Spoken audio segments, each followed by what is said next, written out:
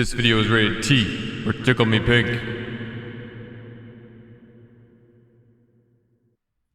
What's going on YouTube? It's Tickle Me Pink, your least favorite content creator, and I have put in a lot of hours on Tarkov Arena. I got in on wave 1 and I have played probably 12 hours a day every single day up until now. So about a week in, I climbed to around the top 100 and I had the highest KD for a couple days. So with that said, do I think I'm the shit? Do I think I'm the best player ever? No, I just think I'm a dweeb that played a little too much, but I do have some really good information on some tips and tricks you guys can use to win more games or simply have more fun. So we're gonna hop in that today. And if you guys make it all the way to the end of the video, I have one tip that is going to help you out tremendously, not only in Arena, but also in the standard game. And I guarantee you have not thought of this or you have not heard of it anywhere else. Is a special thank you for watching to the end. This sounds like a weird one. If you've been playing Arena or you've been watching Arena, you know that the kit progression is extremely difficult and takes a lot of time. Maybe difficult isn't the right word. This is arbitrarily difficult, but it does take a lot of time. So you're going to want to pursue going all the way down a tree so you can get as powerful as possible. However, some kits aren't that well rounded on all maps. So let's say you get Sawmill and you're playing the Butcher class, which is the Hex Grid and Rise T, and then it's like a stubby SA58. Although you might love that kit, you might want to go ahead and use the other kit you unlocked at the same time that has the level 5 armor but has an RPK and 7N40, so you can put more shots down accurately at range. So I don't want you guys leveling 2 kits, or like, you know, let's say there's 5 maps, 5 different kits for every single map. That's really gonna put you in a bad position. Just have a backup plan if your kit that you really like right now doesn't do too well on the map you have queued. Alright, this one is super simple, but check your color by just checking your inventory really quickly or double tapping yo. This has happened a lot. Let's say you're doing a 12-hour session of Arena. Your brain is literally liquid. You're as close to being labeled as a vegetable in real life as you'll ever be in your life. You've gone red, blue, red, blue, red, blue, or non-stop red for the last 5 matches, and you forget what color you are. Just quickly press tab. That way you don't team kill, guys. The next thing is lower and increase your volume depending on your kit. So some kits have headphones, other kits just have no head armor or just a helmet with no ear mufflings, and then other kits have full on, like, you can't hear anything, like Altons, right? So go ahead and lower and increase your volume depending on what headset or what helmet you have. Like in the base game, you're always going to be basically running the same kind of like helmet headset combo. In this, you won't. There's not a whole lot of continuity in a lot of the classes. For example, like Marksman and Assault, maybe you'll get a headset in one, no headset in the other, etc, etc. So when you have those headsets, maybe you want to turn it down. When you have no headset but your ears aren't muffled, you want to turn it up just a tiny bit or leave it in like that neutral position. And when you have like that Alton, maybe you want to crank it up, like, you know, up 10, 20, and that'll help you out tremendously. Next thing is pop your stims ahead of combat, guys. These things will save your life, okay? This means your painkillers, anything. So even if you all have like those standard little pill painkillers that only last for 80 seconds, pop those right as the gates are opening, preferably like 3 seconds before the gates open, so you finish the animation and you can sprint out and get in position right away, because the kill phase Arena, it only lasts 120 seconds, okay? So you're gonna spend the first 80 seconds on painkillers, and a lot of the kills go down early on those first 80 seconds. You want to be painkillered up just like in the normal game, how you'd pop a morphine, pop an ibuprofen before you get in combat. You want to do the same thing here, okay? Make sure you're popping those painkillers. And then on a side note, learn what other kits have for stims, painkillers, meds. So let's say you notice you kill yourself one of the Alton kits. You know he has a Zagustin. Instead of quickly, popping bleed stoppers, maybe he overextended, you can get to his body, you know it's safe. It's automatically searched. You don't need to search it. Run up to him, grab that Zagustin, and quickly stop your bleeds. On the same notion, the more you can do in like the less amount of time, the better, right? So when you're popping that Zagustin, right click a magazine and load it into your gun at the same time.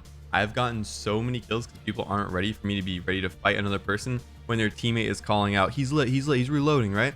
And then before they know it, I am already shooting them in the head as soon as they swing that corner, and it is rage inducing. They come into my stream and they rage. So get as much done as you can, pop those stims ahead of combat, loot, that'll help you out tremendously. Next thing is keep a mental note of the capture point. A lot of the maps have 2 different capture points, and as you see the time whittling down, or maybe you're a spectator, you can give this information to the last player on your team, whoever's left on your team. Just give them that information. If you see, for example, you're playing Sawmill and no one's up top, everyone's down low, be ready to run to Sawmill. Think about where the enemies are, where you're going to get shot from, where you need a line of sight, and how to stop them from capturing that point. Now, they've actually upped how long it takes to capture to around 12 seconds. It was originally at 7 seconds, which doesn't sound like a massive difference, but it makes it a lot more lenient. But still, if you already have this game plan thought out on how you're going to stop the other team from capping, you'll notice you're not going to get as many losses or just round losses, which will add up over time. Let's say the enemy team gets 1 win by capturing the flag every single game. If you suddenly, that's only happening to you every 5 games, it's going to really influence your win rate. So simple tip, but it will really help you out. Next thing is in-game modding. So if you guys have played Tarkov for a long time, remember the old way of modding weapons where you had to do the inspect menu, drag everything off, drag everything on, or if you've modded weapons in games, you can do the exact same thing in Arena, all right? So get comfortable with it. I'm gonna go ahead and give you guys another tip, and I'm gonna show you how they tie in together, and that's drop excess gear for weight. So if you guys don't know, the little weight symbol in the bottom of your character, when that's in yellow, you are overweight and you're trading strength. But what a lot of people don't talk about with that as well is you're making around twice as much noise to the enemies when you're overweight like that. So you want to make sure you get that number down into the white by dropping excess gear you don't need. For example, a great example is your melee weapon. You're not going to kill someone with your melee weapon in like 90% of these arenas, 99% of these arenas, honestly. So just go ahead and drop it. And even if you're below the white already, any excess gear that you're not going to use, you can go ahead and drop it, and that'll help you out tremendously. It'll just make you faster. So if you have high capacity magazines with, let's say you have 60 rounders of BS, you're probably not going to need to pull out that handgun, right? So you can go ahead and drop that. And with the last tip, we were talking about in-game modifying. This is a pretty extreme example, but right now I'm running the hotel kit down the left side of the assault tree. And for me to get the optimal use out of it, it spawns overweight. I go ahead and take the mandibles off my helmet so I can hear better. Remember we were talking about those helmets that like kind of fuck with your hearing earlier. So I take those mandibles off, it lowers weight. I take the flashlight off my handgun, strap it onto my scar. I reload a different magazine that has M61 in it. All the other magazines are M62. You need to make sure you check the magazines in some of these later game kits because you'll have different ammo in different magazines, which is kind of weird. There'll be different magazines as well. They'll never be the same magazine with different ammo, just to help you out. And then I drop my handgun. I drop my handgun magazines. I drop my melee weapon, and then I just barely get underweight. And I get the advantages of like that flash on my screen. Sometimes I slot in that Elkin as well. If I don't, then I go ahead and drop it. But this is just an example that'll give you a massive power boost versus if you ran the kit the way it came entirely. So if you have been solo queuing it up and you feel like you're making comms over the radio and no one's responding to you, it's because the radio sounds awful. So hopefully in the settings, you've gone ahead and turned off voice activity radio. Just use the J keybind or keybind it to whatever is comfortable for you, but do not have it on voice activity because it'll just sit there like making like this god awful noise to everyone on your team the entire time. It's like you're hot micing, and that's probably why people aren't responding to you. They're likely meaning you. So if you are making these radio callouts and you are solo, you probably do want to like coordinate with your teammates. Feel free to join my Discord. I play with literally everyone in there, and there's a lot of cool people to play with if you're looking for an arena team. So that should help you out tremendously. Speaking of Discord, here's a few communication ideas that you guys can use. These are very simple. I already made full maps for callouts on every single map, and there'll be a video in the future. So if you're looking forward to that, make sure to subscribe. But here's a quick example of one. And here's just a very simple callouts that you can utilize without knowing any of the callouts on the maps, right? So telling your teammate, if he's in Discord with you, that he is the last alive, right? This doesn't sound like a big deal, but it really can make the difference. You know, he can play accordingly. He knows that he needs to go and stop someone from capturing. He can play safe. Any person he hears, he knows now is an enemy. Any person he sees, he knows he can shoot without even checking colors, right? It's a super simple call out, but it can make the world of difference. The next simple thing you can do is, let's say you're in Discord. You're going to say, hey, I'm going to go right. I'm going to hold right. And when you die, they already know, hey, he was right. He's dead. We've lost right. So they already in their minds realize they need to cover this angle so they're just not getting shot in the back. Have you guys ever been like solo queuing and someone just runs through, kills someone on your team, and then sweeps through the back of your team and just kills everyone? It's like, oh, okay, I didn't know that, right? If you already tell them where you're going to go, and then as soon as you say you're dead, they realize they've lost that position and they now need to cover that position as well. All right. Importantly, in this time frame, you can also say like how much damage you did to them, what kit they're running, and then in the kill cam, it'll actually show you in the last couple seconds like where they headed afterwards. So that can be massive information, but try and keep it sweet and concise. Don't sit there and be like, how is he not dead? Don't rage. Don't be that guy. I know we're all guilty of it from time to time. Just give your teammates good comms and you will actually see your win rate climb up. The next tip is if you look at the screen, you're going to go ahead and see the colors and which team has how many rounds won. But you also see a screen that shows how many people are alive. Each dot is associated with a person alive. And this can be really useful for coordinating and realizing what to look for. So sometimes you think, oh, there's only one enemy left alive. You look at the screen and there's 3 and they're all kind of like crab walking around. So that makes you immediately go on the back foot and want to play much more defensive. You can also use the kill feed to quickly watch, let's say you see someone blue dice, you see someone red dice, you see someone blue die, and you can keep mental account. If you're used to playing like in-game leaders, stuff like that at a high rating in other competitive shooters, then you'll be comfortable doing that. Although I wouldn't be surprised if they remove the kill feed. We don't really get any creature comforts in Tarkov and don't really have any UI, and I'm surprised it got added already. You can kind of use this to your advantage as well if you're solo. Let's say you hear 2 very different weapons shooting, let's say a semi-automatic shotgun and an AK in the distance. They're far left from you right now. You're on the blue team and you see red team semi-automatic shotgun kill blue team, right? You realize, okay, the AK was on my team. The semi-automatic shotgun is probably weak and you know where he's at, right? You can make all of those assumptions just based off that kill feed. So I wouldn't be surprised if we actually see the kill feed be removed, but utilize that now while you can. This one is kind of silly, but it's actually saved my life several times and won me several rounds. I'm not saying that it's going to be every single game, but maybe once a day. And that is, if you have a teammate that's flashed, go ahead and help them get to a corner. If your teammate who's playing right lane says he's flashed full, it's full black, it's like a 30-second flash, and you're the next one, rotate in and cover that angle and then try and guide him back. You can literally say, like, I've heard people go warmer, colder, or people say, turn left and then keep walking. Just simple calls like that. I know it sounds ridiculous, but if you can protect him, that makes a massive difference. If you're the person that's flashed, also going ahead and proning and then using the sidestep left or the sidestep right keybind will make you do the lean on the ground that makes you look like a dead body. And with you not moving while being flashbanged, a lot of people just run right by you. So even though this sounds absolutely absurd, it has saved my life several times. Enemy teams have ran by me and I've been able to just gun them down once I'm done being flashbanged. So use this to your advantage.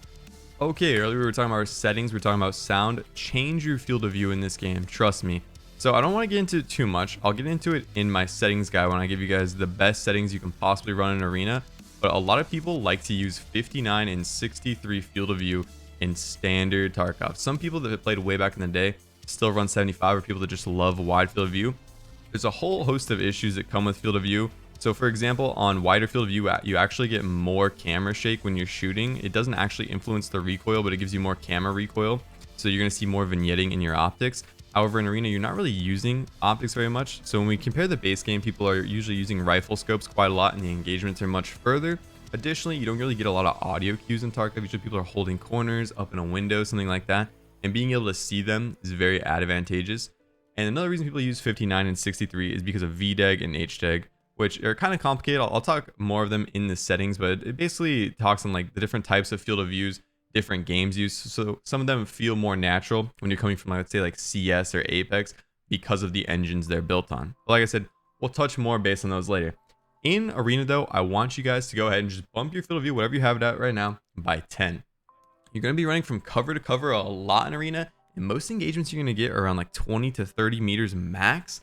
So being able to see out of your peripheral vision will make the world of difference. When you're playing that cover, and let's say you're holding right on this cover, it's a smaller box, right, but it covers your body.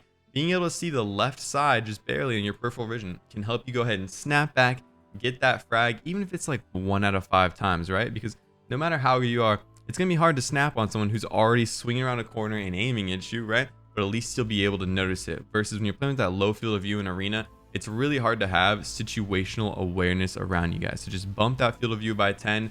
Remember what you had your sound and your field of view set to, so that you can go ahead and lower them back when Tarkov wipes here. And I have a little bit of a question for you guys right now. When Tarkov wipes, let's say Arena and Standard Tarkov wipe at the same time, which one do you guys think you'll be playing and why? I'm really torn right now. On one hand, Arena is new and fresh. On the other hand, this wipe, I mean, I love wipe, and there's a ton of big changes coming to this wipe. So I don't know what to do personally.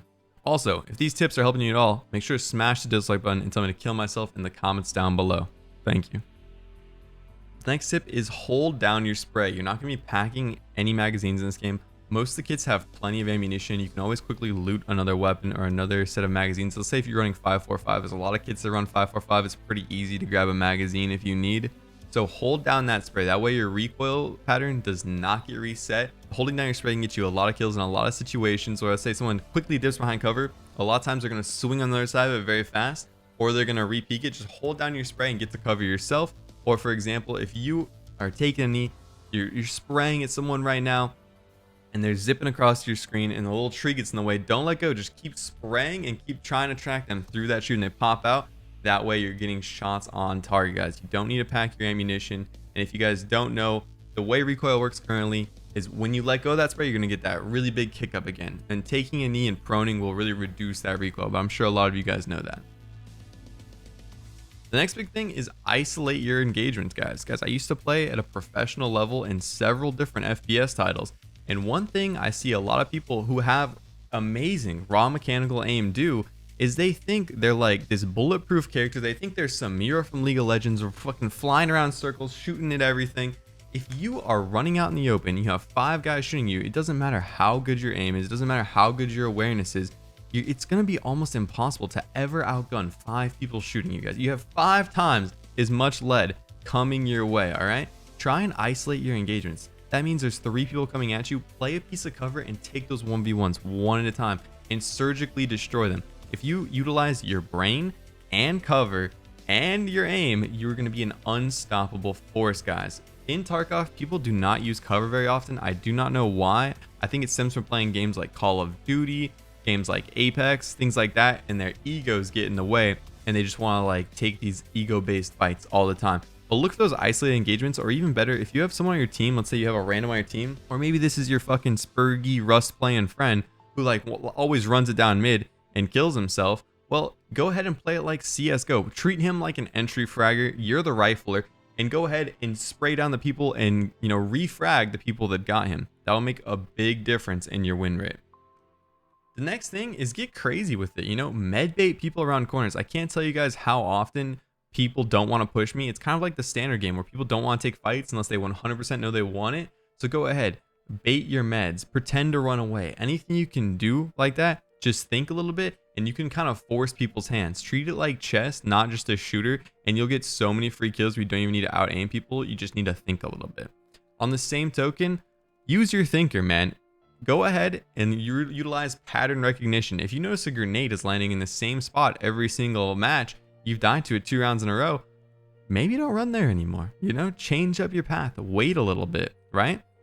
On the same token, you can go ahead and notice people that play hyper aggressive. Most of us, especially these gamers, they'll do something one time that works. Let's say they run down mid one game and they get 3 kills. They run down mid the next round and they get 2 kills. They're probably going to keep doing that for the rest of the game, even if they proceed to die for the next 6 rounds doing that exact same strategy, because it worked originally. So if you can recognize these patterns very quickly, you can shut people down, and they're not going to adjust their play style, especially early on in arena where people don't really know or don't really have much strategy to use yet. The next thing is don't sprint all the time, and you can utilize this same methodology in the standard game, right? Think about when you actually need to move fast. Let's say if someone actually has a beat on you already, or you're in a really hot spot, you're in the open, and you think there's people watching that spot, you're going to want to move fast. But a lot of times, there's nothing wrong with just walking at the standard speed, not like the reduced crab walk, but actually walking at standard speed. It's really quiet and it gets you there at a reasonable amount of time, and people aren't ready to frag off it. Almost everyone in the game right now in Tarkov, either they crab walk at the lowest speed or they full on sprint. Something Landmark taught me was just walking at that standard speed. No one is really ready for it. People don't listen in for it, and you can hit a lot of flanks. You can just catch people off guard. It's really good. Utilize it. I know it sounds super simple, but try it out sometime. Okay, and then although most maps appear symmetrical, they're actually not. Now, this is obvious on maps like Sawmill and Bay, but in a lot of other maps, like I say, Equator, is it Terminal, the one with an airplane? They're actually not. Same with the one with the helicopter in the middle. I think that's Bowl. So, as an example here, if you are playing on the map with the airplane and you spawn in the buses and the bus doors all open at the same time, you're actually much closer to the airplane, so you can run into both the upper fuselage and the lower fuselage, as well as the tower and sandbag positions before the enemy team can. You're already there holding an angle roughly around 1 second to 2 seconds ahead of them, and it's gonna be really good for entry frags. If you go ahead and notice hey, I have the advantage, I can get in position first, you can go get very aggressive on that round, right? And then on the flip side, you realize, hey, I have the disadvantage, I need to watch out for that, so you don't sprint right in and sprint into their gunfire just as you did to them. Okay, so think about that on maps like Equator, on maps like Bolt, and on maps like the airplane map. Sorry, I keep forgetting its name, but it really came into play particularly on the helicopter map as well as the airplane map for me. And as a thank you for making it to the end of the video, something I want you guys to do in every single arena match is spray all your ammo at the end of the round. Why? Because that's going to level whatever like weapon archetype you have. Let's say you have an assault rifle, it's going to level your assault rifle soft skills and your recoil control skills.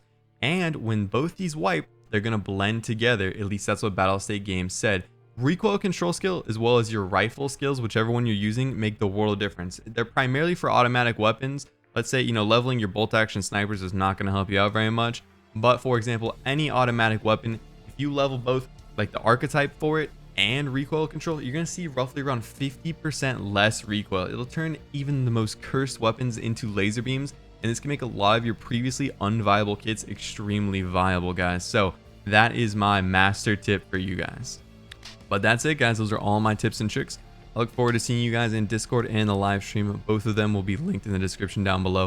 And let me know what sort of content you guys want to see next. And here is my assault preset tier list. Go watch it.